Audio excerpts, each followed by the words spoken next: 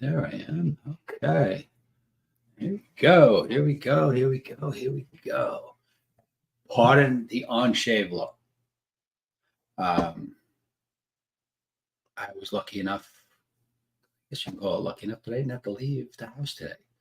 So I gave my tender skin a break and I didn't shave. And I'm going to have to shave in the morning. So I felt that you men can handle the unshaven look, although I don't like it. Not really, not for things like this. I don't mind it. I don't mind it in others. But when presenting myself, I always like to put my best foot forward. Good evening, men. Good evening, good evening, good evening. I'm by myself again. I'll be looking over here to see. Oh, there I am. I want to be able to see comments if anyone pops on, because when I'm on the streaming platform, I can see if someone types something. It just says Facebook user, but I don't know who it is. So what I decided to do is set up my iPad over here, and then I'll be able to, let me exit that. Oh, sorry.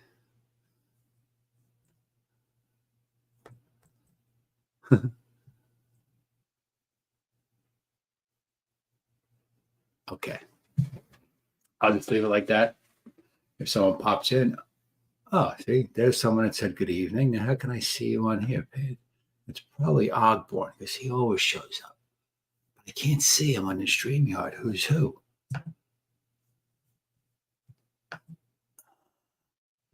I don't know. I don't know, man. This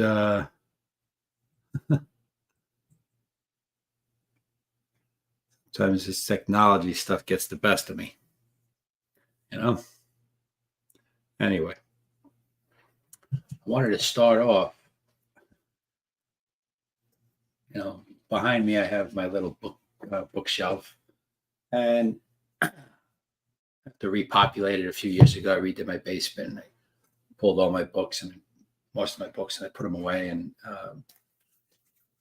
after when I refinished and got my office set back up and running, I never really populated the bookshelf right away. But I miss being able to just grab a book and read a page or look something up, something.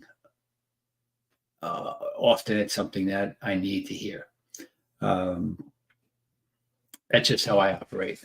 And what I thought would be pretty cool was just to start. I have this little book here. I don't know if you can see it with the glare.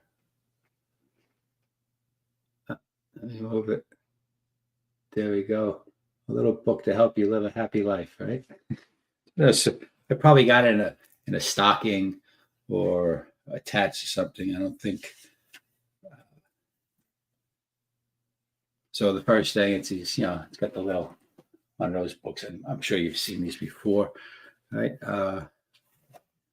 So be happy. A little book to help you live a happy life. Well, let's see if we agree. Show up. Yeah, because showing up will probably make other people happy. And I know when I make other people happy, that makes me happy.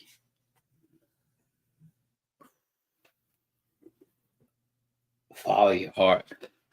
Well, as we're going to talk about a little later, probably when we get to the lover archetype, following your heart is a wonderful thing. Is a wonderful thing. And as we all know, it can be a dangerous thing. So how do we know that's a wonderful thing or a dangerous thing? That's a fine line sometimes to walk, right? Here's one. Stay inspired. I know when I'm inspired, I'm happy. Right? When I'm inspired, things are coming to me, and that to me is a very very, it's a happy place. It's a happy place. So yes, I'm happy. And this is where we'll end it. It's a good place to end it. Stop being a victim. Stop being a victim. So that's actually perfect. Because I'm sure there's people out there saying, I'm not a victim. Anyway, stop being a victim. So how do you do that? By setting boundaries. Quickly, if we look at the victim archetype, I'm kind of jumping ahead. I'm just giving you a little preview. As a victim archetype that we all hold, that we all have, that we all have access to. It's universal in all of us. And you might say, not me, Frank. I'm not a victim. I was never a victim, blah, blah, blah. Well, if you're vehemently opposed to victims and people that are victims, then that's your victim archetype in the light. Like, I will not be victim. Like, I know what it feels like to be so disempowered or feel disempowered. I'll never have that. Right? That's the same energy. It's just a different choice. It's just a different choice in that moment.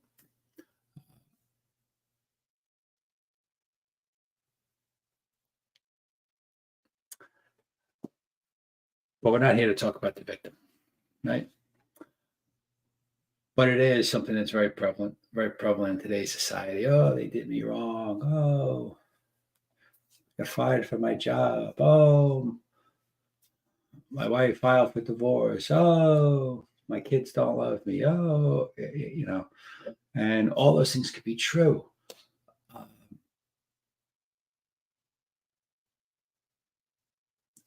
But people play the victim. Why? Because then maybe we get sympathy. But sympathy is just someone feeling bad for you. So, if anything, that's enough reason for me not to play the victim.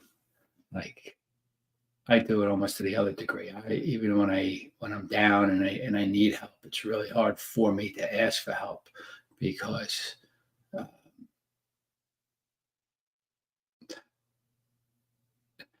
I could be so, at this point in the work that I've been doing,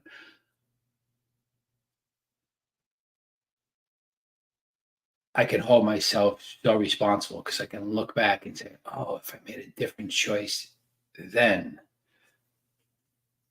this wouldn't be happening to me right now. And it's kind of a curse because I can see that switch point back, and it could be a year ago. I realized that what's happening to me now is of my own doing.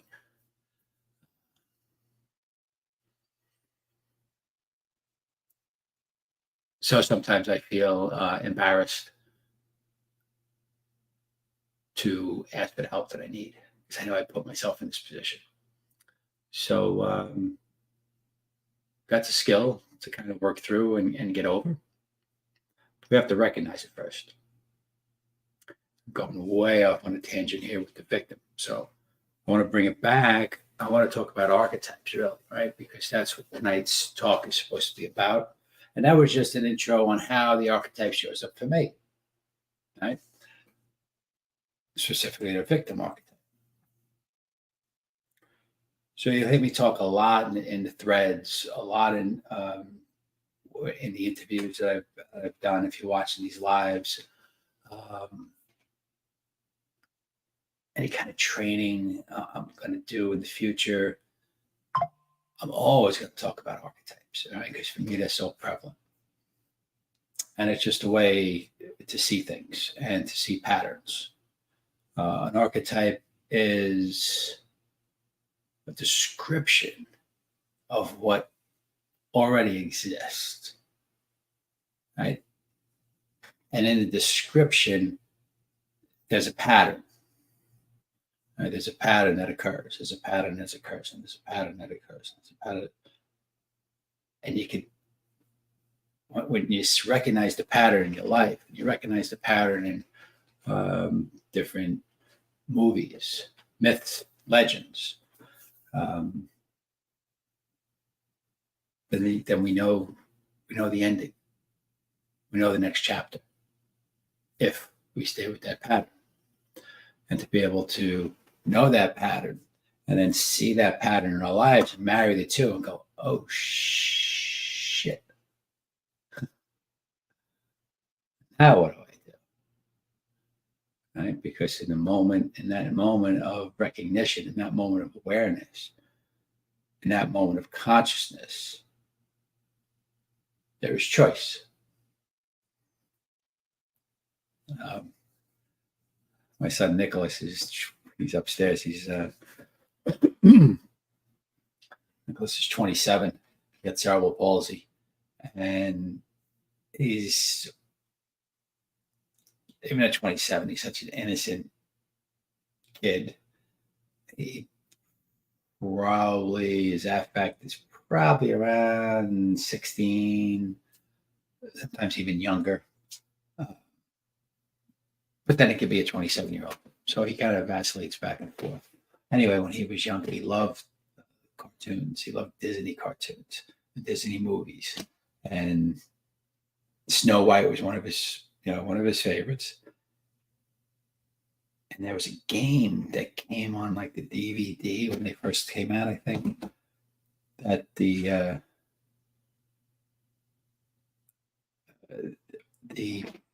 dwarves were in a shaft, in the mine shaft, going along on the cart, the runaway cart, and it would come to a point, and it would stop, and a voice would go, "All right, right or left, choose wisely." And you had to choose, to the left and to the right. And when you went there, the game would continue, or whatever happened. And I remember seeing that, and I was like, "Oh my God, that's a perfect descriptor for life." Right? When that choice comes, that moment of choice, that's the essence of who we are. For me, that's when you really boil it down, because am I making the choice, or is the choice being made to me or for me? And I, for one, do not like when the choice is being made for me. And not in a controlling way, but yes, this is my life. And once I became aware that I had the choice, all right, some of you out there might be listening, say, I got a fucking choice. No, no one told me I have a choice. Well, guess what? You do. I want to see if anyone's on here.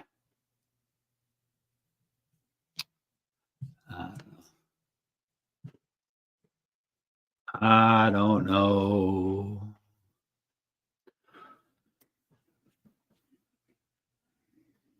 So how do the archetypes help in making that choice? Let me see something if I can pull something up here.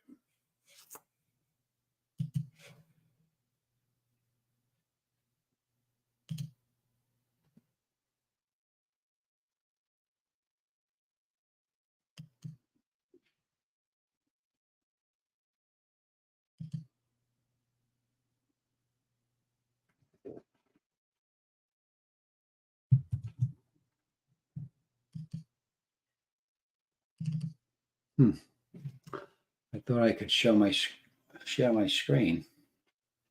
Apparently I can't.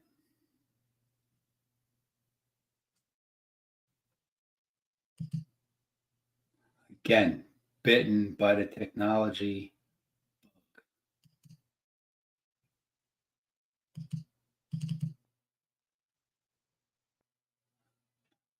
I tested this the other day. just so you know. All right. So I'll just read what I have here. So why should you care? Why do archetypes help? How do they help? Right? You can recognize self-destructive patterns. You can better understand yourself as a man. You relate to other men easier. About self-acceptance, right? Anyone need a little self-acceptance? Some guiding principles, right? If you're in a certain situation, who do you want to be like? Who do you want to embody? Bang, guiding principles, right? An internal GPS. Which way do I go? Like that, left or right or left? Choose wisely. Where do I want to end up? And who do I need to help me get there? And really, what this all comes down to for me is living an empowered life through conscious choice. So,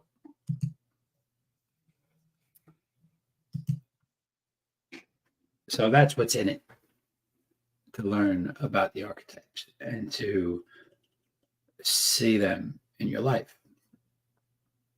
Now, exactly what is an archetype? Some people may know. If you're listening and you're in, chime in.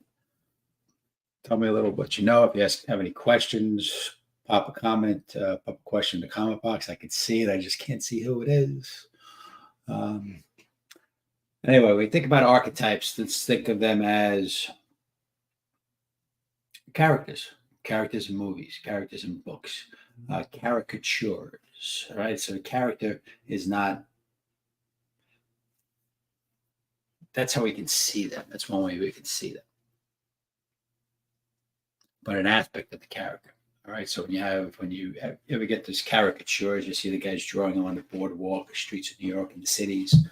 They exaggerate certain qualities, right? If you have a little buck teeth, the teeth are coming out like a big rabbit. You got big ears, they're putting the big ears. If your head is big, you get this big head and a little body, right? So that's kind of how one way to look at the archetypes, like the exacerbation of a certain part of your characteristic. Okay. And the thing about this is Carl Jung, he believed they were all connected. And so do I. So all the experiences of we were talking about the victim before, but let's shift. All the experiences of every king are held in an energy. And the energy has a pattern, a recognizable pattern.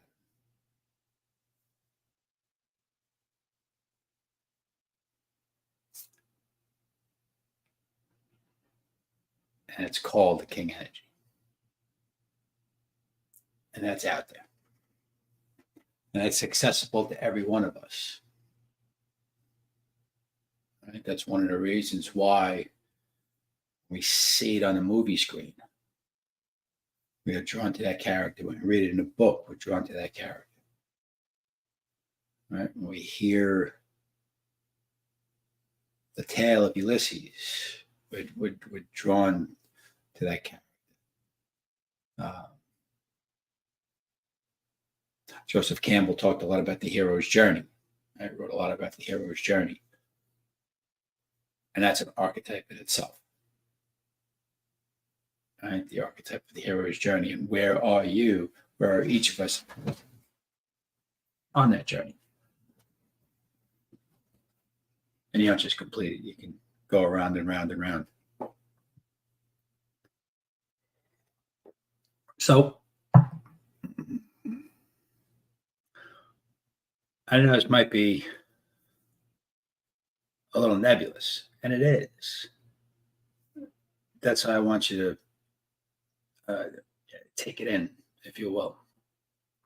So, come on, Frank, make it as concrete as this book. Well, I want you to be able to access it. If it's that physical and you leave the book at home, you don't have the book with you, right? But the archetypes aren't like that. It is an energy that we can access. It's something inside of us that can access something greater than us. Now, if you're saying that's a little bit too woo-woo for me, I understand. I understand. But think of it like this: gravity. Can you see gravity? You can't. You cannot see gravity. It's real. We know it's real. We can apply math and, you know exactly how much thrust has to go into a rocket to send it out of our orbit, to break the gravitational pull of the Earth. Right? They can know that. So even though gravity, we can't see it, it affects everything, and it follows certain laws that we can apply math to the system and calculate the outcome.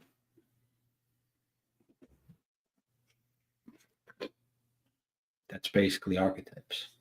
It's an unseen force. Electricity is another one. You don't see electricity. You might see an arc, right? And the arc is the electricity reacting with the atmosphere.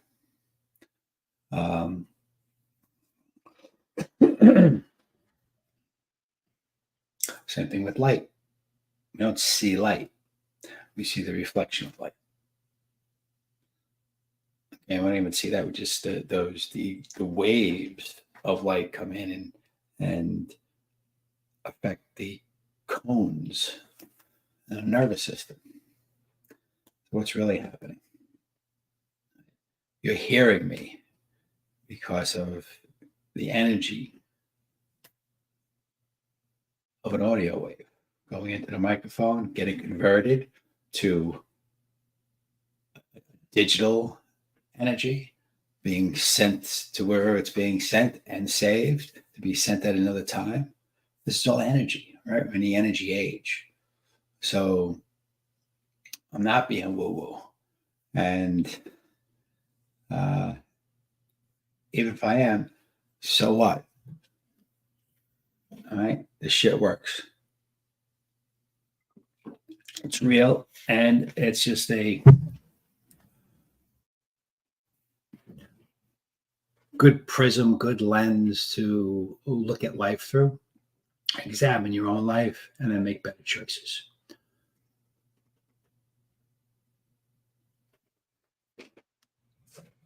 Oh, my teacher, Carolyn, miss, she would say there's as many archetypes as there are stars in the sky.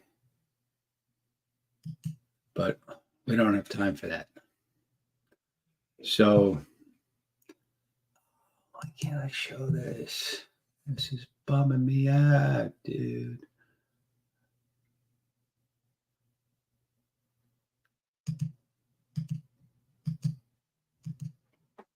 Try this again.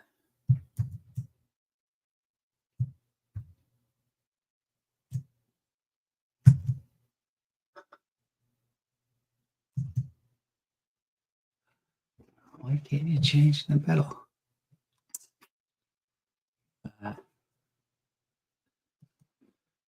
Sorry. Let's have some. I have a good presentation on this. I wasn't going to do it, but it's just be able to nice to pop in and give some visuals rather than just look at my ugly unshaven mug tonight. So, because this is a group for men, we are going to focus primarily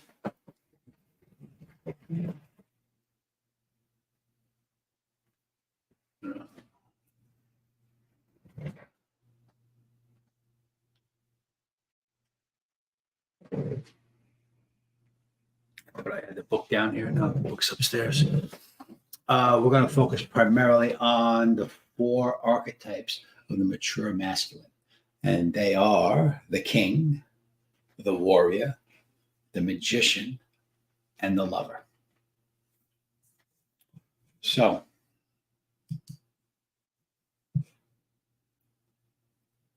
when you look at these,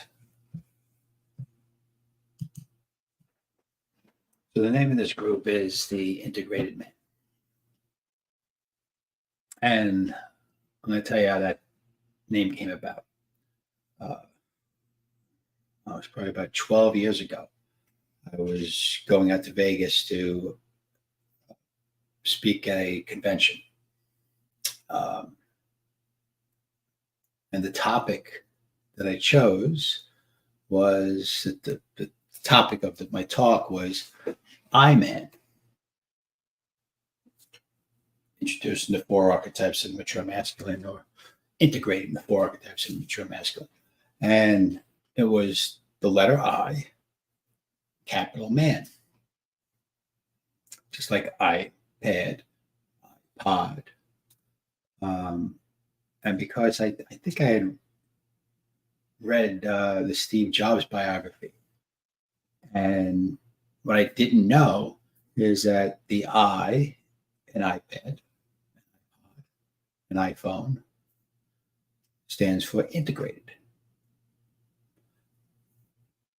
So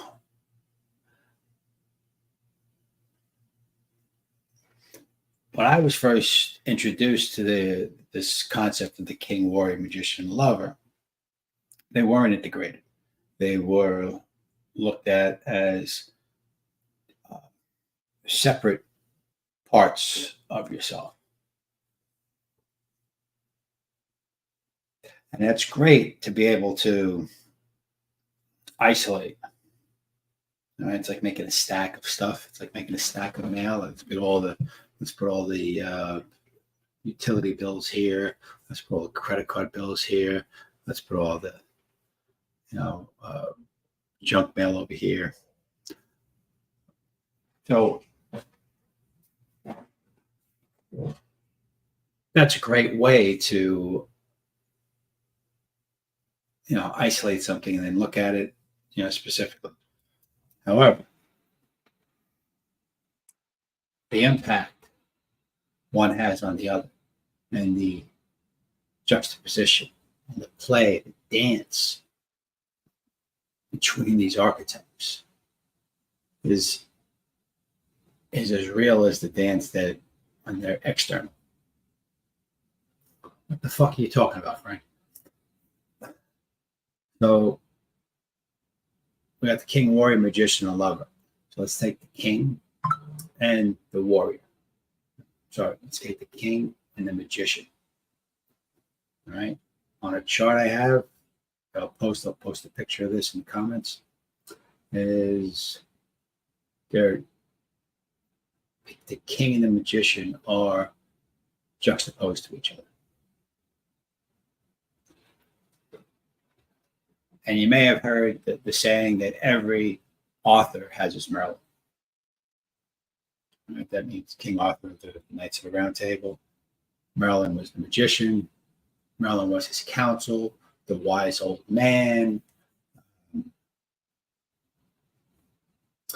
In your life, in our life, I should say, might be a mentor, might be a grandfather, might be your father when you were growing up.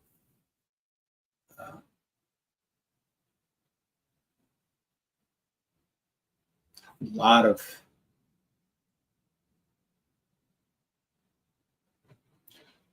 so the magician is that which can question the king, right? Nobody else can question the king. The magician is going to question the king. Say, who the heck do you think you are? Be nicer. Okay. Or when they're in the shadow, the magician can co-sign the king's bullshit. So these are dances that are going on inside of us.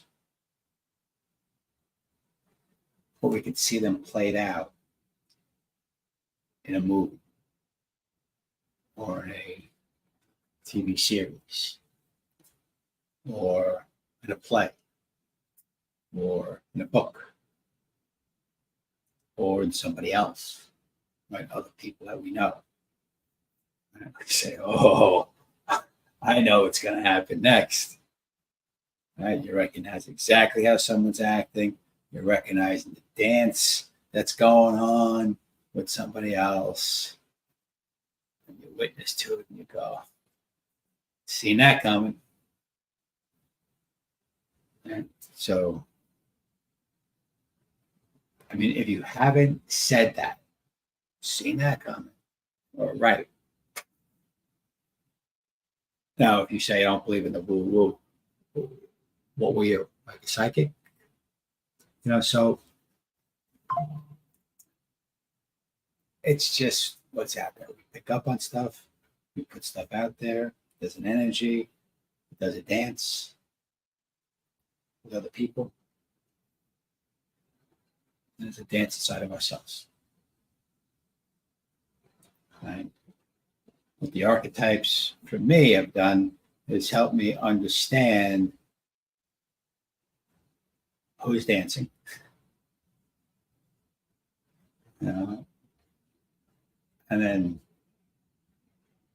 to know the steps or to realize I don't want to do this dance.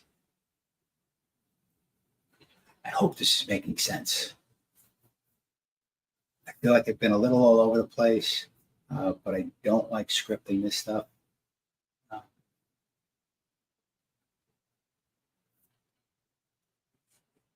It's making sense to me. I really wish I could show these pictures. I really wish I could show these pictures.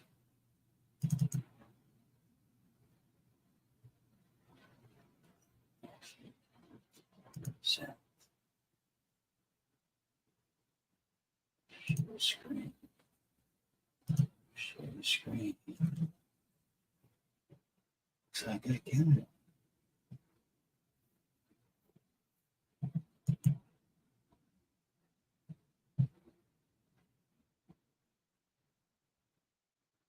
Bear with me. It's telling me.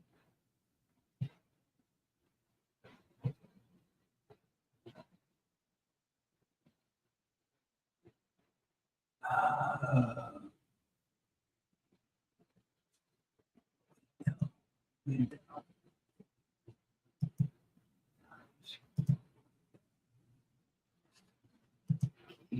Here we go. All right.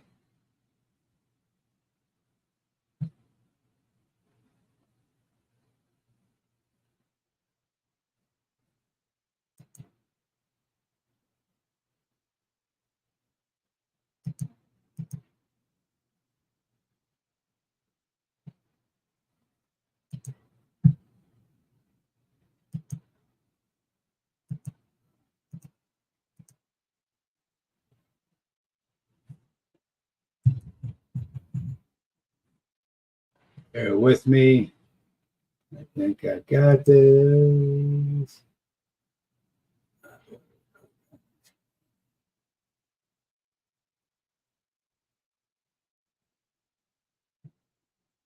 Okay.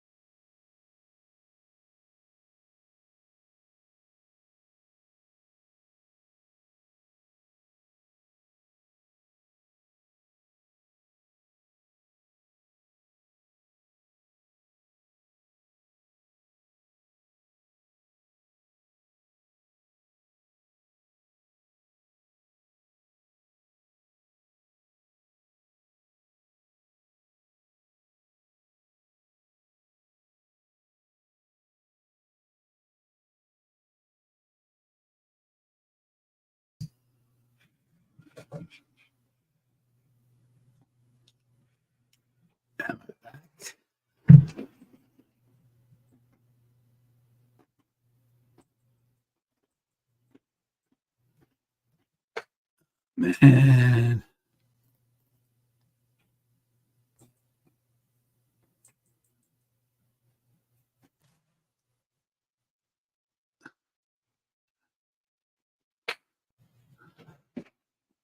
Okay.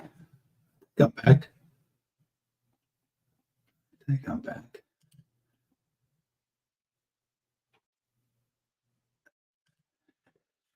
Share screen.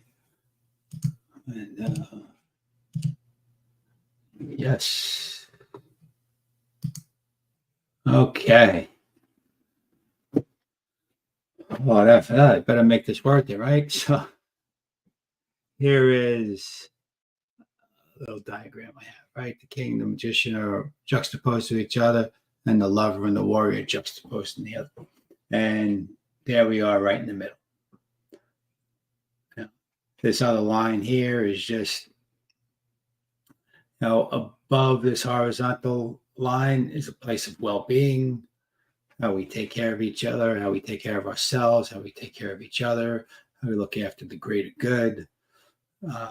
And below this line is confidence. That's the place of the warrior, acting with confidence, and the magician searching for the answers. And then we have the vertical line. And on this side of intuition, we've got the lover and the magician. That's pretty self-explanatory. The place, intuition, feeling, kind of getting a thought, knowing something. And on the other side is the intellect. Right? And it's the king and the warrior. Definitely the warrior being more calculated. Don't think of the warrior being calculated, but also the king is in calculation.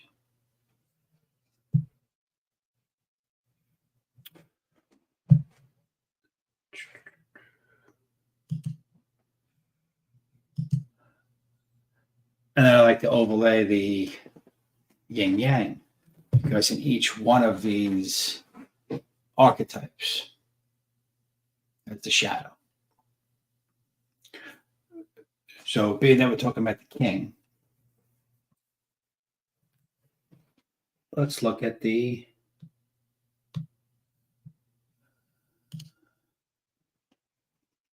domain of the king is order and abundance. There's a connection to purpose. King speaks from authority.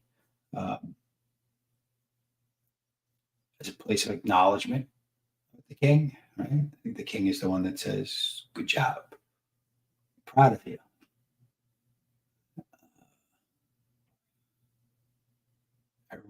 Coming home and seeing the house cleaned and saying, "Wow, I really appreciate that." It's king energy. Benevolent. And the golden rule is treating others as you would like to be treated. Okay. But then there's two sides. So all of that sounds great, right? What's wrong? This is all great. But how do we achieve order? Whose purpose? Now, my authority, or just speaking from authority? Acknowledgement. I only acknowledge who I want to acknowledge, right? So it all sounds great, but there's the yin yang, and we have two sides to it. So one of the best examples of this, it's so crazy. And at the risk of associating myself with the brand, not going to, because I don't enjoy the brand. But The Lion King, most people know that story. It was a tremendous movie. When it came out, whatever it was, 25, 30 years ago, in that frame, Broadway play, great story of, when you look at the king, the good energy and the shadow energy, right? The good and the shadow, right? And when Scar was in control of the Pride Lands, like he was in control. It was his way only. cruelty. Right? He didn't listen to anybody. Right? He was entitled to do things his way. He was completely self-centered. He was tyrannical, but he was weak. You know, Jeremy Irons was the voice, and I swear, if I ever met Jeremy Irons, I think that was his favorite role of mine. He's a great actor, but you know, he just did a tremendous job,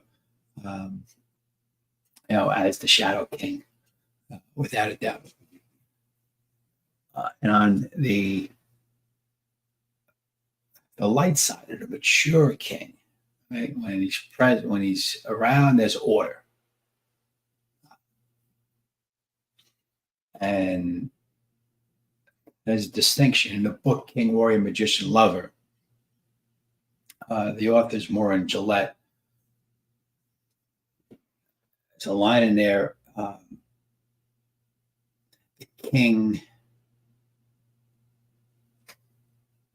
The king makes order out of chaos. The king makes order out of chaos.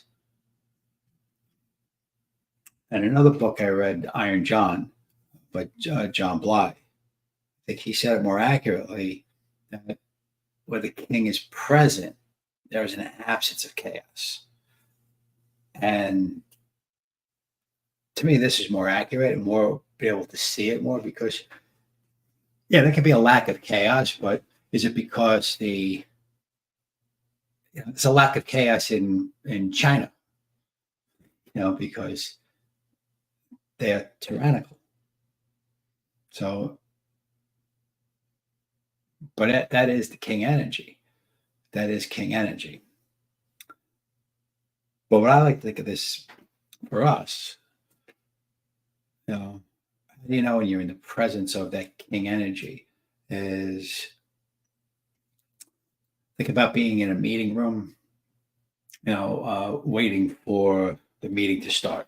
And don't think, listen, this is not the boardroom. This could be anything, right? This could just be a bunch of realtors sitting around waiting for the broker to come in, or something of that nature, right? Sitting around waiting for the boss to show up,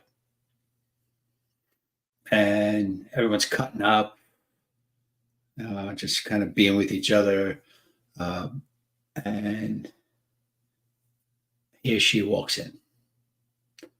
And have you ever been in that room where sometimes you ease into it? Sometimes that person comes in and wants to be one of the guys, and it kind of brings the meeting to order. However they do it, it's done differently, right? It's we've seen it done a lot of different ways. But when that person says, okay, and taps the desk or whatever, let's get started, and everyone just goes, right? It just falls into order. Then you're in the presence of the king energy.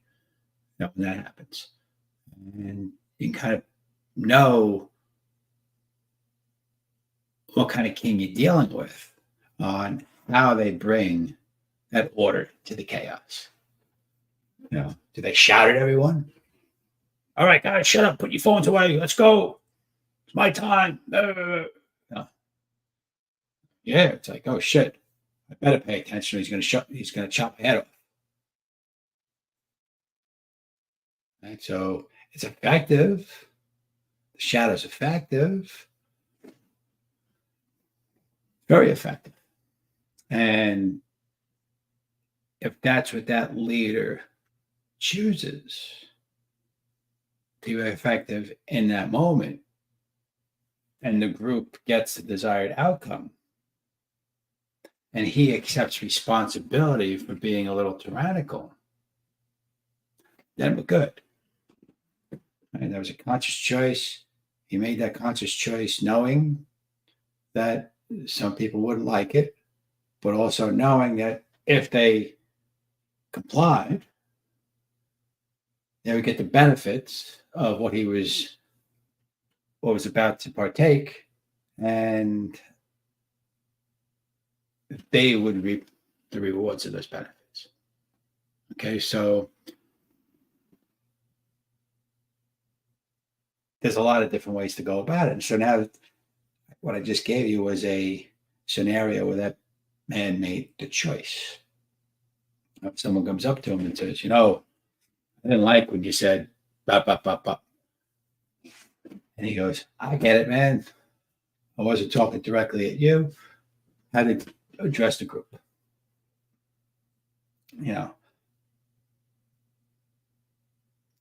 If he responds, well, dude, if you don't fucking like it, get the fuck out. Like, there's a man or woman that really isn't making the choice. That's just the way they're being. I mean, they weren't using the shadow consciously. They were in the shadow. Okay, they were in the shadow and probably didn't even realize it. Maybe that's the only way they knew. Or maybe they're just, they're self-centered and entitled. Way might you see this happen? Family business. The son inherited the family business. The father's now retired, and he never really got the respect from the other employees because he didn't build the business. He kind of got it handed to him. And rather than, and I'm not saying all, I'm just giving this as an example of where might you see something like this archetypal pattern. All right. So maybe in this family business, the long-term leaders has seen this boy grow into a man in the shadow of the powerful king and never be able to ascend to the king. As I'm saying this, as I'm describing this archetypal pattern, if you're familiar with the show Succession, that's kind of what was going on with, and I can't remember his name.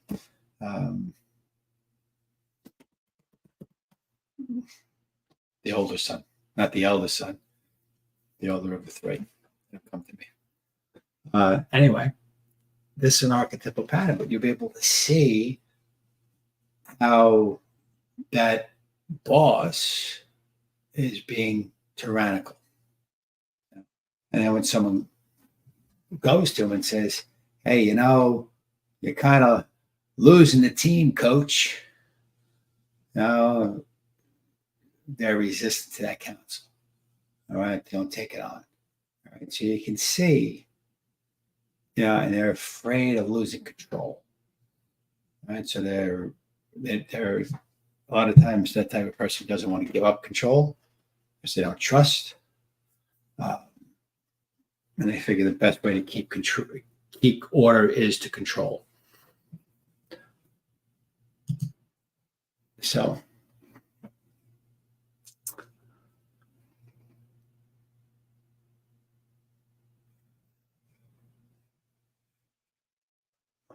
what else can I show you here? So that's the relationship between, the king and the magician. Or more the king. So how does the magician affect it? Pop this up here real fast. Who's the magician? Well, the magician he's the domain of specialized knowledge, technical proficiency, stays in the question, right? Doesn't have the answer. Alchemy. Alchemy is that which changes iron into gold. That same matter, but it's playing with matter. I'm not, spiritual transformation is in there. So any kind of transformation, a doctor would be, specialized knowledge, technical proficiency. Good doctor will stay in the question, what's wrong here? Why are these things happening? Right? And keep looking, combination of drugs or different interactions or change of diet or exercise. I'm talking about a really good doctor looking at different things and how we could put different elements, even if it's just supplementing into your body and changing it. All right, spiritual transformation. a lot that goes into that. But again, we have the two sides of the magician. We have on the light side someone that's going to be inspiring or inspiration. He's a master. When I say a master, you really know how to apply that word. It's really someone that knows their limitations. It's someone that does have a mastery of a subject and knows how to apply that which he knows, and then also knows what's beyond that and not to play beyond his mastery. So there's not just one master, there's levels of mastery. On the light side, the magician will share information. All right. I'm a big magician. All right. This is probably the archetype that out of these four that I'm most comfortable with. Okay. And that's why I'm here. That's why I'm doing these lives, to share the information. Right. And it makes, being connected, being a teacher, staying observant, seeing what's going on, looking out, being able to respond, see what's needed.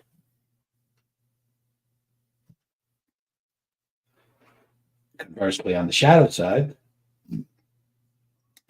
manipulation. Are you inspiring someone to do something, or are you tricking him to do something? Are you a true master, or are you just faking it? Am I going to share the information, or am I going to hold it to myself to give me an edge? Am I connected to others, or am I keep myself isolated in a way so they really don't see me for who I am? Am I teaching others and constantly in search of new information, or do I know it all? Yeah, I got it. I know it. No, you can't teach me. And one of my favorite on the shadow side is the innocent. Like, I don't know. I'm sorry. Oh, really? No. There was a meeting today. I didn't get the email. Oh, wow. Let me check my text. Oh, yeah, there it is. I didn't check my text. Right? So that's the innocent. You see this in kids a lot, right? They'll just, I have 3 young boys, and I see it in them. When I call them on something, they go, what? And he knows exactly what I'm talking about. He knows exactly what I'm asking him. But he just says, what?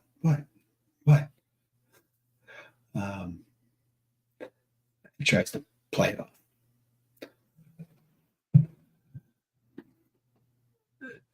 So at 8:55, pop over to the other two real fast. So we have the warrior. Right? Most men are very familiar with this. Right? Warrior is a place of action and discipline. Very energetic, decisiveness, courageous, physical and emotional strength, defender of the rights, in service. And the code of Bushido. And the code of Bushido is justice, bravery, benevolence, veracity, politeness, honor, and loyalty. And veracity is like accuracy, habitual truthfulness, like always telling the truth and being accurate. All right, so that's the code of Bushido. So that's what a warrior, that's the domain. Anything that kind of goes in there would be the warrior archetype. But just like the others, we got the dark and the light. And on the shadow side, again, self-neglect, not doing what you're supposed to be doing, not eating right, not exercising, misguided loyalty.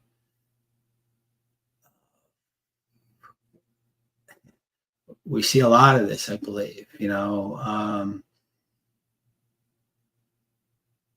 People that are fighting for a cause, but is the cause right? Do they? Or maybe is the cause? Maybe they know the cause is wrong. They're going to do it anyway. It's it could be destructive. When I think of misguided loyalty, I think of mercenaries. In a sense. Someone being destructive, detached, everything, bullied. Bullying would be the shadow of the warrior. Being confused or being in doubt. I don't know. You say, well, how is that the warrior? That's the shadow warrior. You may have heard the phrase, doubt kills the warrior.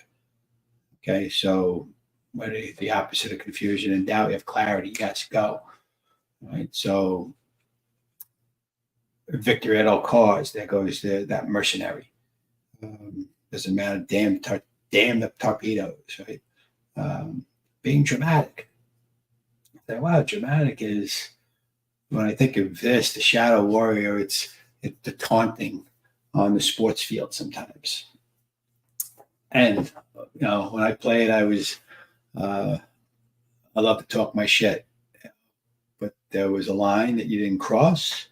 And sometimes you see a cross. If you watch professional sports, you see that happen. So that could be the drama also. On the light side, we got self-sacrifice. These are all the warrior aspects that we all love, right? Self-sacrifice. Think of the knight in shining armor, loyal to the cause, right? Loyal to the king, the higher purpose, right? They're always going to serve a purpose. The king is representative of that purpose. Not a blind loyalty, but a belief. Think World War II warriors, servicemen going in. It's like, yes, we are fighting evil. We are going to free the world. That's it. So that's loyal. That's loyalty to the king. The king being that idea of democracy and freedom, more than democracy. Being disciplined, being aware of what's going on, assertive. These are being in service. Right, showing up. Right, that's one of the first things that we in the book. How does that come back? Wow. Show up. All right, being in service. Right action, right out purpose, and uses the weapons of the mind. All right, it's not about engaging in fights. Everyone thinks the warrior is about fighting. Right, that's what we think. He's a warrior. Let's fight. It's not about fighting. I may have mentioned that I have a few black belts, studied the martial arts, played around for a few years. I always say if I get into a fight, I did something wrong. Because my first role would be to de-escalate the situation. And then after that, my goal would be to end it. Hopefully a peaceful resolution, but if it didn't have to be peaceful, so be it. And then the lover, it's on the other side of the warrior. Try to touch on this real fast, right? 9 o'clock. God is a place of emotion, connection, empathy, communication. It's intuitive and dispassionately passionate. Don't sweat that too much. It's a little deep. We won't go into that right now.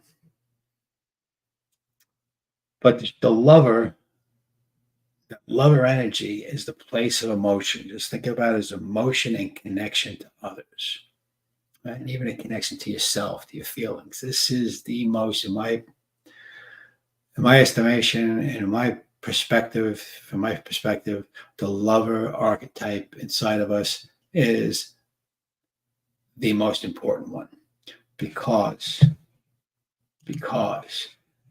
it's in the realm of emotion. Okay, it's in the realm of emotion. And because we are human beings, we are emotional creatures.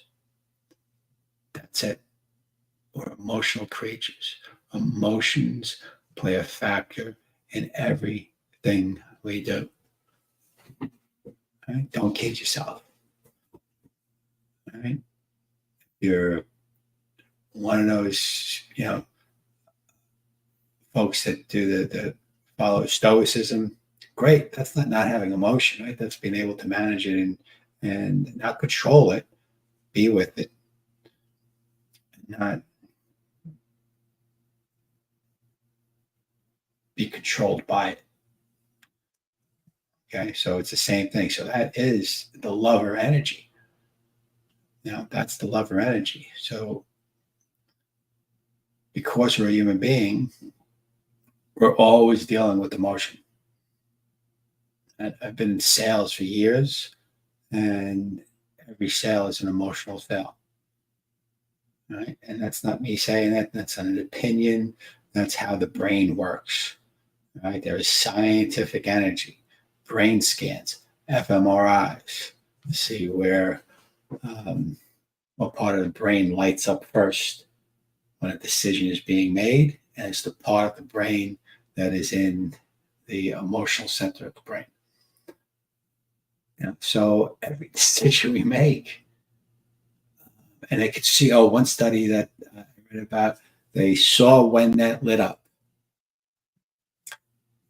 And then a person had to press a button to make the choice. And the decision was always made before the action. The decision was always made in the area of the brain was the emotional center. So our emotions are that important. And just being there with them and knowing what's going on, we'd have a choice between the shadow and the light. All right. On the shadow side of the lover, we've got some low self-esteem. So I've been reading the post in the group.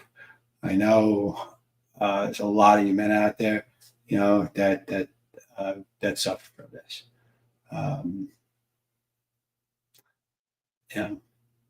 Being obsessive about something, pity, being so sensitive, right? That's kind of goes along with that victim mentality that I was talking about at the top of the show. Impotent. Impotent is, and this is not sexually impotent, although it can lead to that, I would imagine. It's about being impotent in life. As opposed to being viral and vital. David talks about in The Way of the Superior Man, walking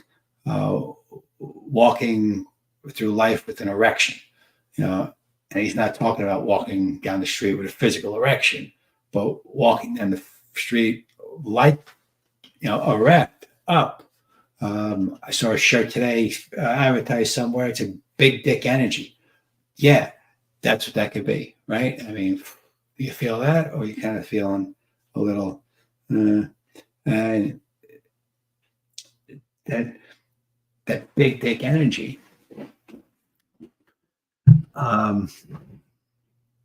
that's only going to be possible. Now, when I say that, that feels more like warrior, right? Oh, big dick.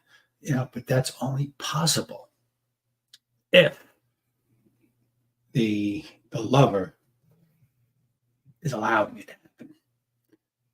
If you get someone if the shadow is keeping that person down with low self-esteem, then that big dick energy can be really little dick energy, right? It's a little man trying to be bigger in a different sense. It's kind of easy to spot. We can call it ego. That guy was full of ego. Well, remember I said it could learning the archetypes can help you relate to other men. When I see a man like that, right, that's just full of ego, what's he trying to cover up? Right? He's trying to cover up probably a low self-esteem, um, fragmented, kind of not being integrated. Something's missing, and he's trying to cover it up by putting that fake energy out there, which is also the shadow of the magician, right? So it all comes from here. It all comes from this place of the emotion where we just can't get on the right side, and be empathic, which means feeling what others feel, and be intuitive and just being in touch with the things around us, right? And I talked about the three-legged stool, body, mind, and spirit. All right, so that being intuitive is kind of being connected with that spirit. Kind of, wow. Oh, wait a second. I should probably do this for that person because I think they need it. Oh, I think my wife, even though she's acting like a bitch, she probably needs a hug. Right? She might have just been really mean to you. But women cover up shit too. So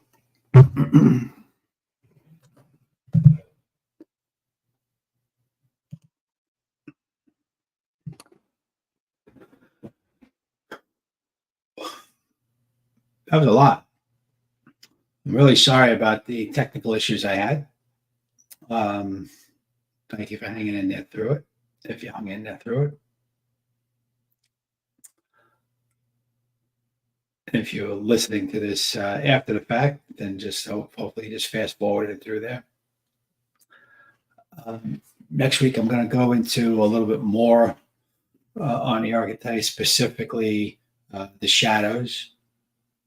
And I didn't talk at all about when you're in the shadow, how do you get out of the shadow, right? All this information is great, but my desire is to be able to give it to you a little bit and then bite-sized chunks here and there so you can apply it in your life and use it. And one of the great things about the archetypes is the patterns, being able to recognize them. So that's the first thing. Right? I'll always say that the thing that precedes consciousness is awareness. All right? We have to be aware first, and then we can make conscious choice. And the archetypes are my way of hopefully sharing on how we can all live a more empowered life through conscious choice. Right? This is a great tool for that.